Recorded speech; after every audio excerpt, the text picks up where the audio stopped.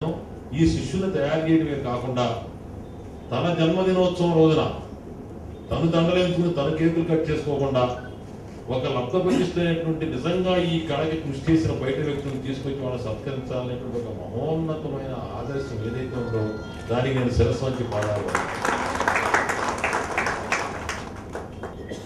సత్యనారాయణ గారిని మీరు ఈ దేశంలో ఇక్కడ చూస్తుంటారు. నేను ఇంగ్లాండ్లో, లండన్ మహానగరంలో, అమెరికాలో ఉన్నటువంటి పలు ప్రసిద్ధ నగరాలలో, అదేవిధంగా నేను కెనడాలో సాంస్కృతిక రాయబారిగా ఉన్నప్పుడు ఎట్టి పరిస్థితుల్లోనూ ఈయన పంచకావ్య అక్కడ ఇండియన్ అసోసియేషన్ ద్వారా ఏర్పాటు చేయాలని ప్రయత్నం చేస్తే ఈ మారిన వీసా నిబంధనల ప్రకారం ఆయన అమెరికా వచ్చేసారు. ఇప్పుడు అమెరికాలో ఉండి కెనడా వీసా తీసుకోవాలంటే ఇండియాలో తీసుకోవాలి తప్ప అమెరికాలో తీసుకొని వీల్లేదు ఆయన చెప్పిన నిబంధనలు వెళ్ళాము అప్పుడు. అయితే ఆ తర్వాత నేను అక్కడి నుంచి వచ్చేసిన తర్వాత నా కోరిక సత్యనారాయణ గారు మీరు టొరంటో మహానగరంలో ఏమైనా సరే ప్రదర్శన ఇవ్వాలంటే ఆయన వీసా తీసుకుని వచ్చి అక్కడ ప్రదర్శించారు. చాలా ఆశ్చర్యకరమైన విషయం ఏంటంటే ఆయన ఒక్కళ్ళే వస్తారు అక్కడికి, కానీ ఇక్కడ మహాద్భుతంగా ప్రదర్శించేటువంటి ఆముక్తమాల్యది కానివ్వండి, పంచకావ్య కానివ్వండి, అక్కడ ఉన్నటువంటి తెలుగు రానటువంటి మన తెలుగు వాళ్ళ పిల్లలు అక్కడ పుట్టి పెరిగిన వాళ్ళకి వారం రోజుల్లో, 3 రోజుల్లో, 4 రోజుల్లో శిక్షణ ఇచ్చేసి వాళ్ళకి ఆ వేషధారణ చేయించి అద్భుతమైన ప్రదర్శన వాళ్ళతో చేయించేటువంటి అపర విశ్వామిత్రుడు మన టీవీ సత్యనారాయణ. వారి పంచకావ్య నేను మా ఫ్యాన్ పిచ్చనమాట నాకు ఆ పంచకావ్య.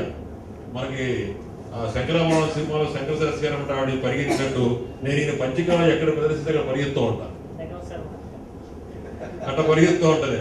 ఆపాల గోపాలని ఒక బొమ్మ కట్టి దాని మనసులో ఒక ముద్ర వేసేటువంటి ఒక అద్భుతమైనటువంటి ఒక ప్రదర్శన కేవీ సత్యనారాయణ గారు తిరుగువాడలో పట్టకుండా ఇంకెక్కడ అక్కడ గుర్తున్నట్టయితే ఢిల్లీలో చాలా తిరణాలు జరిగినాయి. పద్మభూషణ్లో, పద్మవిభూషణ్లో ఈ గోల్డ్ మెడల్స్ చాలా వచ్చి ఉండేవి. సరే, ఏదేమైనప్పటికి కూడా తెలుగు జాతి ఉన్నంత వరకు వారి యొక్క ఆ నృత్య కళ యొక్క దాని పట్ల నిబద్ధత, ఆ ఆముక్తమాల్యది కానివ్వండి, పంచకన్య మన బుద్ధప్రసాద్ గారి యొక్క ప్రేరణతో కవితా ప్రసాద్ గారు రాశారు. నిజంగా వారు కీర్తిశేషులు అయ్యారు. అది చరిత్రలో నిలిచిపోయేటువంటి ఒక గొప్ప ఘట్టంగా నేను భావిస్తూ, నలుగురు మినిస్టర్లతోటి చక్కగా ఆయన ఆశీర్వాదం తీసుకుంటున్నాడు. నా స్నేహితుడు ఆయన దినదిన ప్రవర్తమానంగా ఆయన కార్యక్రమాలు. కేవీ సత్యనారాయణ గారు అమెరికాలో ఎవరన్నా ఒక గురువుగా ఉన్నారంటే ఆ గురువు ఆ ఊర్లో ఆ స్కూల్లో ఉన్నటువంటి శిష్యులకి పాఠాలు చెప్పడం వరకే, ఆ ఊరు వరకే వాళ్ళ శిష్యులు ఉంటారు. కానీ కేవీ సత్యనారాయణ గారికి అమెరికాలో చాలా ఊళ్ళల్లో శిష్యురాళ్ళు ఉన్నారు, శిష్యులు ఉన్నారు. నాట్యాలు నేర్పి గురువుగా ఎంతో మంచి పేరు ప్రఖ్యాతులు సంపాదించిన నా శిష్యుడు, నా ఫ్రెండు, నా స్నేహితుడు. అతనికి నిండు నూరేళ్లు ఆయురారోగ్యేశ్వరుడు కలగాలని మనస్ఫూర్తిగా కోరుకుంటూ, ఆయనకి పద్మశ్రీ అవార్డు కోసం మా ఏలూరు ప్రజలందరూ కూడా ఇలాంటి మంచి కళాకారుల్ని, ఈ యొక్క కళని దేశాలకు ఆవిర్భజిస్తూ దాన్ని పాటుపడుతున్నటువంటి వ్యక్తిని మనం గౌరవించుకోవాలి, మన ఊరు గౌరవించుకోవాలి, మన ఊరు ప్రజలందరూ గౌరవించుకోవాలని మనస్ఫూర్తిగా కోరుకుంటూ, సభాముఖంగా పెద్దలైన మీ అందరికీ కూడా అవకాశాన్ని ఎంతవరకు పద్మశ్రీ కాకపోతే ఏదో ఒక గవర్నమెంట్ గుర్తింపు అవార్డు ఒకటి ఇవ్వాలని మనస్ఫూర్తిగా కోరుకుంటూ సభాముఖంగా తెలియజేస్తున్నాను. మండలి బుద్ధప్రసాద్ గారు సగ భాగాన్ని వారు చెప్పేశారు. రఘునాథ నాయకుల వారు, ఆ తర్వాత వచ్చిన విజయరాఘవ నాయకుల వారు వీరి కాలం ప్రఖ్యాతులను గడించి ఈ రోజుకి కూడా ఇంతటి విఖ్యాతిని పొందుతున్నారనేది ఈరోజు మనం మహాలింగం గారి ద్వారా మనం తెలుసుకోగలుగుతున్నాం. అయితే జిల్లాలో ఉన్న అచ్యుతాపురాన్ని మేలట్టూరుగా పిలుస్తూ ఉంటారు, దాన్ని అచ్యుతాపురంగా పిలుస్తూ ఉంటారు. ఈ తంజావూరు గ్రామం ఉంది. ఈ గ్రామం యొక్క వైశిష్ట్యం చాలామందికి తెలియదు. ఇది భాగవతులకు పుట్టినిల్లు. ఈ భాగవతులకు పుట్టినిల్లు అని ఎందుకు చెప్పుకుంటున్నామంటే, తంజావూరు నాయకరాజుల కాలంలో, ముఖ్యంగా అచ్యుతప్ప నాయకుల వారి కాలంలో 1561 ఆ ప్రాంతాల్లో పొళ్ళ నుంచి ప్రత్యేకంగా ఈ భాగవతుల్ని తంజావూరు తీసుకువెళ్ళి అక్కడ నృసింహ జయంతి నాడు ముఖ్యంగా ఈ ప్రహ్లాద చరిత్రం ఈ భాగవత మేళాల్ని నిర్వహించి వారికి ఘన సన్మానాలు, సత్కారాలు చేసి వారందరినీ కూడా ఎంతో గౌరవంగా సత్కరించారనేది డాక్టర్ సిఆర్ ఆచార్య గారు వారు రాసిన పుస్తకంలో ప్రస్ఫుటంగా వారు ఉదాహరించారు. అంతటి మహనీయ చరిత్ర మన జిల్లాతో అనుబంధం. మిత్రులు కేవీ సత్యనారాయణ గారు, ఈనాటి ఈ సంవత్సరం కేవీఎస్ పురస్కార గ్రహీత మహాలింగం గారు, మిత్రులు అంబికా ప్రసాద్ గారు, ఇప్పుడే ప్రసంగించిన అయ్యంగార్ గారు, సభలో ఉన్నటువంటి పెద్దలందరికీ పేరు పేరున నా హృదయపూర్వక నమస్కారాలు. చిన్నారులు ఉన్నారు, వారికి నా శుభాశీస్సులు.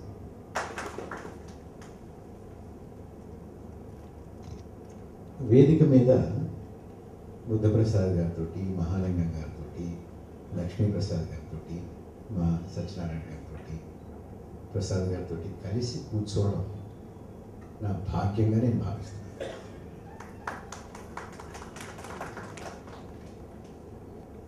చాలా గొప్ప విషయం. అంటే ఆ గ్లేర్ ఆఫ్ పబ్లిసిటీలు లేకుండా కూడా, ధనార్జనతో సంబంధం లేకుండా, ప్రోత్సాహంతో గుర్తింపుతో సంబంధం లేకుండా, పురియదా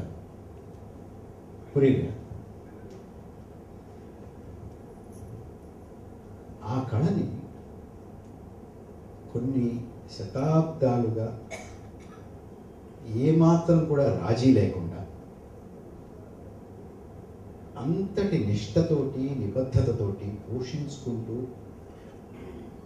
పరిపోషించుకుంటూ, పెద్దది చేసుకుంటూ, వ్యాప్తి చేసుకుంటూ వస్తున్నందుకు మహాలింగం గారిని, ఆ ఊళ్ళో ఉన్నటువంటి వారందరినీ మనం మనస్ఫూర్తిగా ఇక్కడి నుంచి అభినందించాలి, కృతజ్ఞతలు చెప్పుకోవాలి. మనస్ఫూర్తిగా అభినందిస్తున్నాం.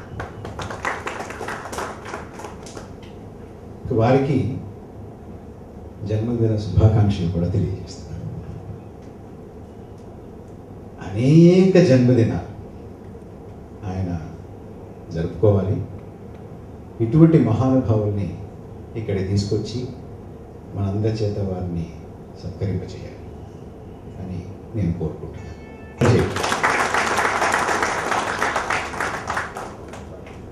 అది ఇవాళ ఇక్కడ జరుగుతున్నటువంటి ఈ కార్యక్రమం యొక్క విశిష్టత. తెలుగు సంస్కృతిని, తెలుగు సంప్రదాయాన్ని, తెలుగు సారస్వతాన్ని, తెలుగు కవిత్వాన్ని తిరిగి మళ్ళీ తెచ్చుకొని, ఇది మా వారసత్వం, మా చరిత్ర ఇది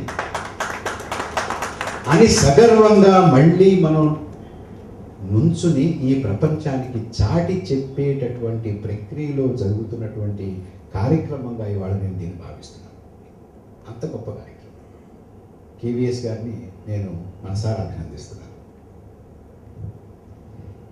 కేవీఎస్ గారికి పద్మశ్రీ ఇస్తే బాగుంటుంది అని మిత్రులు అన్నారు. నేను అందరం కోరుకుంటున్నాను.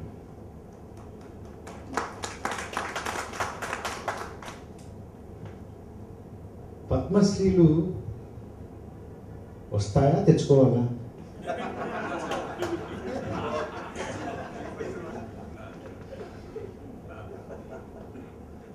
కానీ పద్మశ్రీ స్థాయి, పద్మశ్రీ అది సత్యనారాయణ గారు ఎప్పుడో దాటిపోయారు.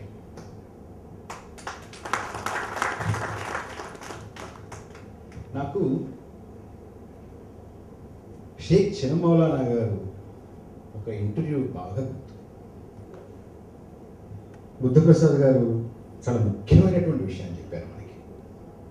ఒక పెద్ద బాధ్యతని వారు, నేను, ఆంధ్రప్రదేశ్ ప్రభుత్వంలో ఉన్నటువంటి వారందరం కూడా తీసుకోబోతున్నాం.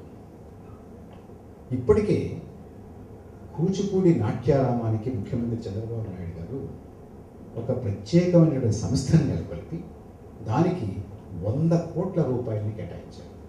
100 crores ఫర్ కూచిపూడి.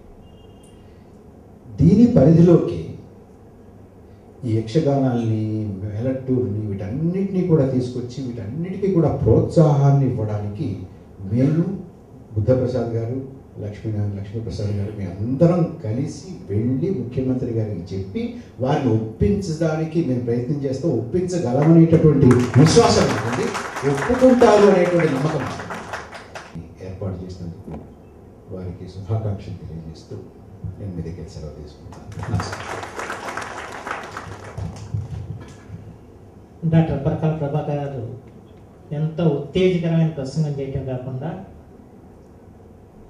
ముఖ్యమంత్రి చంద్రబాబు నాయుడు గారి నాయకత్వంలో రాష్ట్ర ప్రభుత్వం సాంస్కృతిక రంగానికి, భాషా పరిరక్షణకి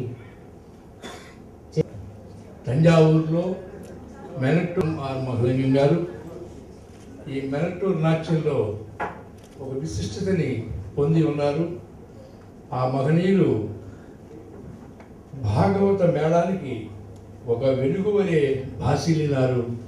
అందరికీ సురచిర స్థిర పరిచయస్తులై అందరి పట్ల కూడా ఎంతో గౌరవభావంతో వినమ్రంగా వారు ఉంటూ ఆ భాగవత మేళలో తనకంటూ ఒక ప్రత్యేకతని సంతరించుకున్న మహా వ్యక్తి ఆయన నేడు మా కేవీఎస్ అవార్డుని అందుకుంటున్నారు.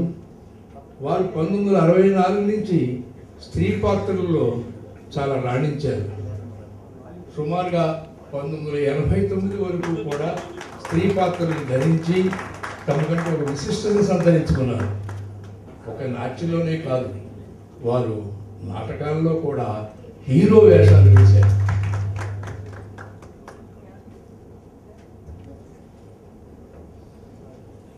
MBNVS దర్శకులుగా చేస్తూ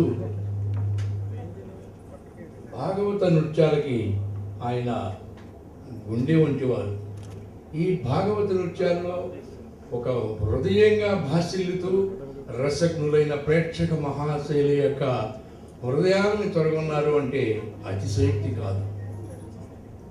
అందుకనే వారు ఈ రోజున మా కేవీఎస్ అవార్డుని అందుకుంటున్నారు.